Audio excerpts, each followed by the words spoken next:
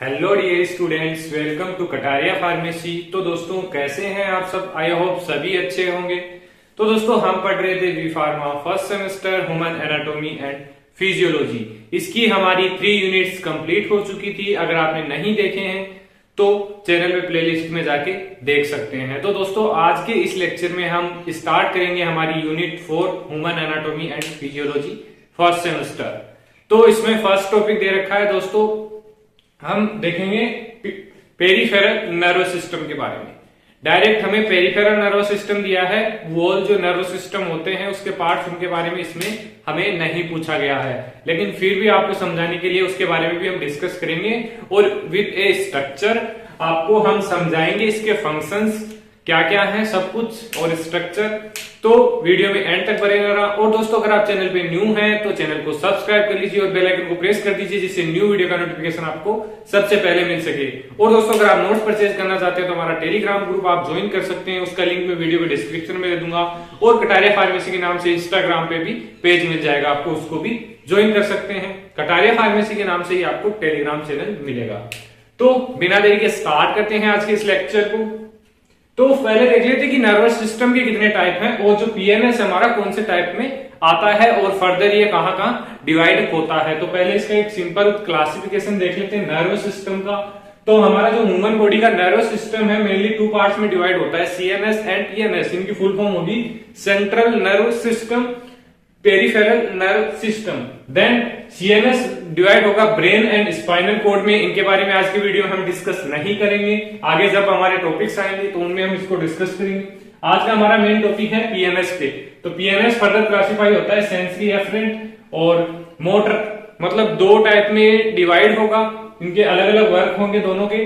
तो अब जो मोटर है, एफरेंट है, वो 2 टाइप में डिवाइड होगा, एएनएस और सोमेटिक। एएनएस का मतलब है ऑटोमेटिक ऑटोनोमिक नर्वस सिस्टम, और सोमेटिक मतलब वॉल्यूंटरी, मतलब ये हमारे कंट्रोल में होगा, ये हमारे कंट्रोल में है, मतलब हैंड है, मेरे दिमाग से मैं इसको कंट्रोल कर रहा हूं कि मैं यहां पर लिखूं, तो ये मेरे कंट्रोल में है। ये सोमेटिक वॉल्यूंटरी नर्वस सिस्टम हो गया। इसके बाद एएनएस है इनवॉल्यूंटरी, मेरे कंट्रोल में नहीं है, मुझे मेरी कब हार्ट बीट इंक्रीज होगी, कब क्या होगा वो मुझे कुछ नहीं पता है, मेरे कंट्रोल में कुछ नहीं है, मैं कभी कंट्रोल नहीं कर सकता हार्ट को, तो ये इनवॉल्यूंटरी में आ जाएगा। तो इसको फर्दर डिवाइड किया गया है parasympathetic and sympathetic. Main work यहीं से होगा हमारा, जो एएनएस होगा उससे ही वर्क होगा पीएनएस का। क्या क्या वर्क होगा वो आगे हम डायग्राम की मदद से देख लेंगे। तो पहले स्टार्ट करते हैं हम PNS, peripheral nerve system. The PNS consist of the nervous and ganglia outside of the brain and spinal cord. क्योंकि ब्रेन एंड स्पाइनल कॉर्ड हमारे सेंट्रल नर्व सिस्टम के अंदर आते हैं, मतलब जो यहां से ऊपर का पार्ट होगा वो हमारे सेंट्रल नर्व सिस्टम में आएगा, और इससे नीचे की जो बॉडी का पार्ट होगा वो आएगा पीएनएस के अंदर। तो मतलब ये nerves and ganglia outside the brain and spinal cord, ये याद रखना आप। The main function of the PNS is connect the CNS and the limbs, मतलब लिम्स हमारे आगे लोअर लिम्ब और अपर लिम्ब जो होते हैं उनको कनेक्ट करेगा सीएनएस से, मतलब ब्रेन से डायरेक्टली कौन कनेक्ट करेगा? Peripheral nerve system. तो इसमें यही लिखा हुआ है, the main function of the PNS is connected the CNS to the limbs and organ, essentially serving as a relay between the brain and spinal cord and the rest of the body. The central nervous system interpret information and the peripheral nervous system gather and transmit, मतलब जो central nervous system है उसका work होता है कि जो information उसको मिली है उसको इंटरप्रेट करता है और पता लगाता है कि कौन सी कैसी इंफॉर्मेशन हो, कैसे आपके माइंड को बताए।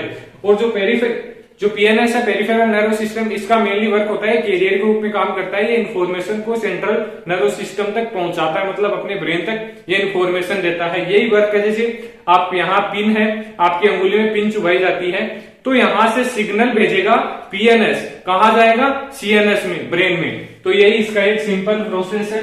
आगे हम आपको अच्छे से समझाएंगे क्या क्या पैरासिम्पैथेटिक के वर्क होते हैं, सिंपैथेटिक के, यही हमारे फंक्शंस होंगे पेरिफेरल नर्वस सिस्टम के। तो इसको 2 पार्ट में हमने डिवाइड किया है, पैरासिम्पैथेटिक और सिंपैथेटिक। पैरासिम्पैथेटिक कब एक्टिव होता है? रेस्ट एंड डाइजेस्ट, जब हम रेस्टिंग कंडीशन में होते हैं, बॉडी हमारी रेस्टिंग कंडीशन में होती है, तब ये सिस्टम फॉलो करता है बॉडी। देन अगर अपन वर्किंग कंडीशन में होते हैं, मेनली डे में एक्टिव होता है सिंपैथेटिक नर्वस सिस्टम, तो इसको रेस्ट एंड डाइजेस्ट हमने बोल दिया, इसको बोल दिया 3F, फाइट फ्लाइट फियर, मतलब फाइटिंग से आप समझ रहे होंगे, फ्लाइट मतलब भागना, फियर मतलब घबराना। तो ये सिस्टम हमारा एक्टिव होगा। जैसे अगर आप कहीं जा रहे हैं और आपके पीछे कुत्ता लग जाए, डॉगी लग जाए, तो आपका क्या है, ये सिस्टम एक्टिव होगा और आपके बॉडी में एड्रेनल रिलीज होगा, वो इसी सिस्टम के द्वारा रिलीज होता है। तो आप क्या करेंगे कि यहां से फुर हो जाते हैं, तो उसको बोलते हैं फ्लाइट। एंड डर लग रहा है इसलिए हम भग गए वहां से, तो स्पीड आपकी दोगुनी हो जाती है, डॉगी से भी दोगुनी स्पीड हो जाती है। तो वैसी सिस्टम का वर्क होता है। तो ये एक डायग्राम है, मतलब ये ब्रेन आ गया, इसका हमें कुछ स्टडी नहीं करना है, ये सेंट्रल नर्वस सिस्टम के अंदर आता है, ब्रेन एंड स्पाइनल कॉर्ड। अब इसमें हमारा इसके अलावा जो पार्ट होगा बॉडी का, वो हमारा कवर होगा पीएनएस के अंदर। तो पीएनएस को हम फर्दर मतलब इनके जहां जहां लोकेशन है उनके आधार पर इनके वर्क को भी साइड में डिनोट कर दिए हैं। तो क्रेनियल नर्व्स देख लेते हैं, जो हमारी बैकबोन होती है इसमें क्रेनियल नर्व्स प्रेजेंट होती हैं, 12 पेयर होते हैं।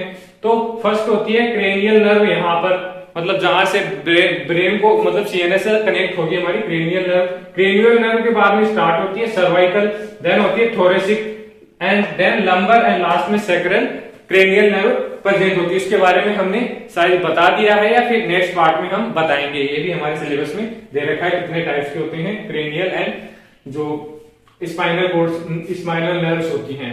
तो देख लेते हैं पैरासिम्पैथेटिक सिस्टम की क्या क्या वर्क है। फर्स्ट है आई पे क्या इसका इफेक्ट होगा, तो ये आई को जो पुपिल है आई में उसको कॉन्ट्रैक्ट करेगा, क्योंकि अगर आप रेस्टिंग कंडीशन में अगर आप मतलब स्लीपिंग करने जा रहे हैं तो आपकी आई को कॉन्ट्रैक्ट होने की जरूरत पड़ती है, तो यही सिस्टम उसको कॉन्ट्रैक्ट करता है और आप आंखें बंद करके आराम से सो जाते हैं। आगे है जो आपका सलाइवा है, तो सलाइवा क्या होगा, इसमें स्टिमुलेशन होगा सलाइवा, क्योंकि आप ऐसे तो है नहीं, खाना खा के सोएंगे आप, तो अब जो खाना खाया है आपने उसको डाइजेस्ट भी करना है। अब बॉडी तो रेस्टिंग कंडीशन में है, तो ये वर्क तो होने जरूरी है, अगर डाइजेशन नहीं होगा तो फिर दिक्कत हो जाएगी। तो डाइजेशन करने के लिए सलाइवा रिलीज होगा। देन जो हार्ट है, हार्ट पे क्या इफेक्ट होगा, तो अब आप वर्क नहीं कर रहे हैं तो कैसा होगा, आप खुद आइडिया लगा सकते हैं हार्ट बीट क्या होगी, इंक्रीज होगी या डिक्रीज होगी। तो वही होगा इसमें slow heart beat. Then lungs में कॉन्ट्रिक्ट होंगे एयरवेज, मतलब ज्यादा आपको सांस लेने की जरूरत नहीं पड़ेगी।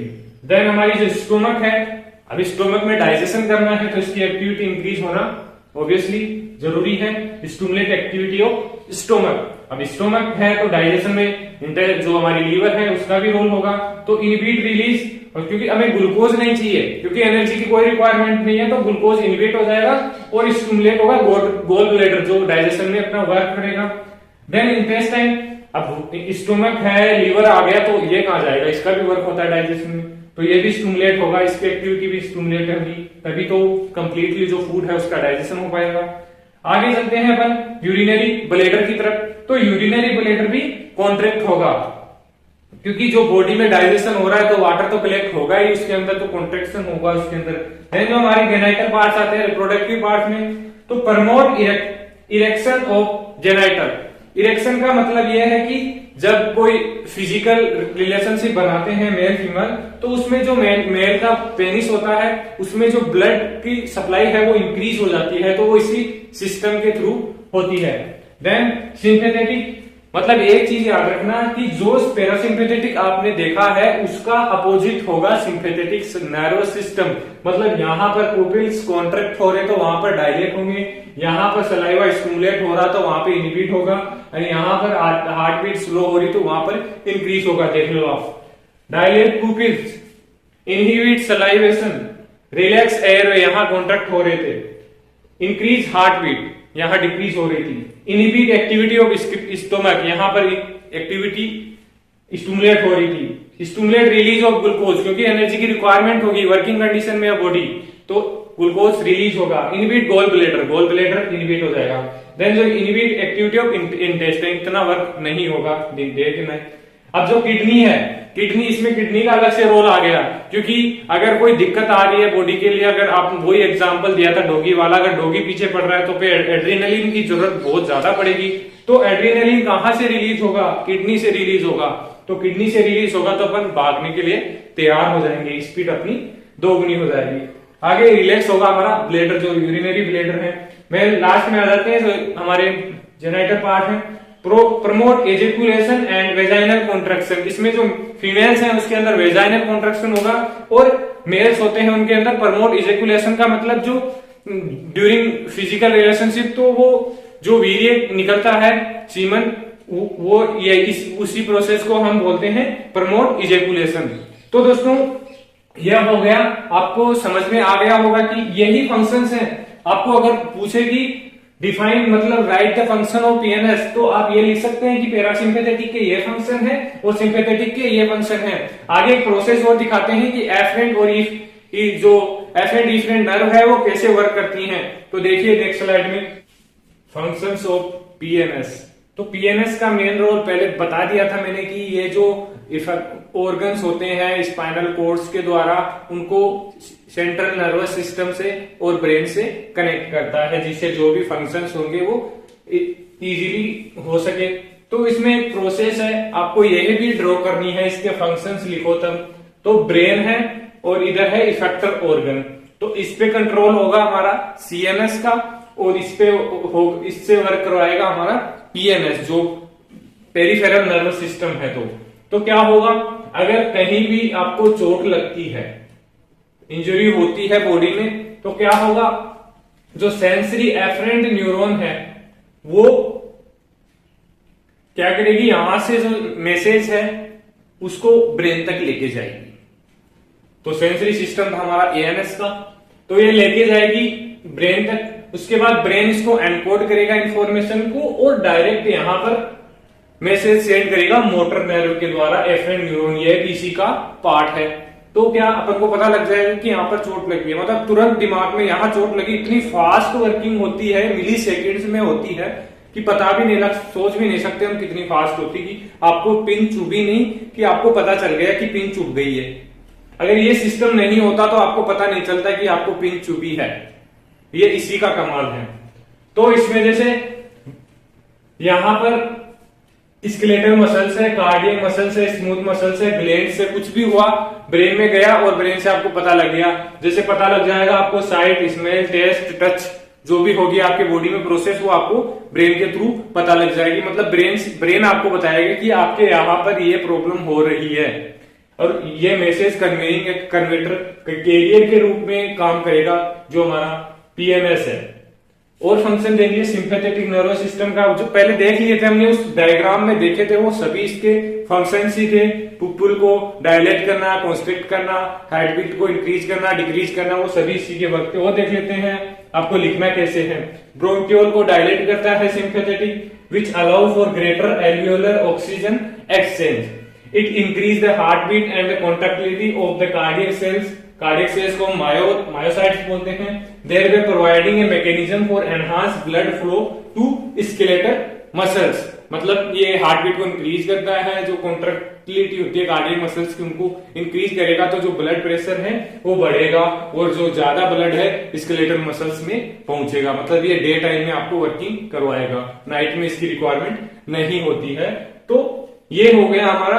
आशा करता हूं आपको कंप्लीट जो पेरिफेरल नर्व सिस्टम था उसके बारे में समझ में आ गया होगा और आपका डाउट भी जो भी थे वो क्लियर हो गए। इससे ज्यादा आपको कुछ नहीं पढ़ना है।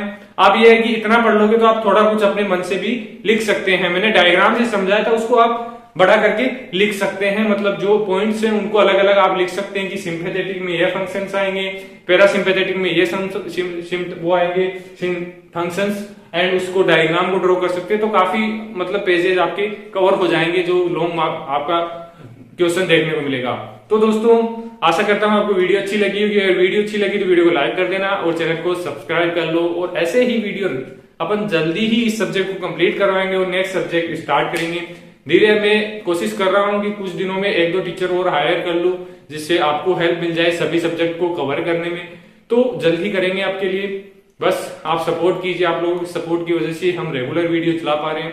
वीडियो को लाइक कर देना। धन्यवाद दोस्तों।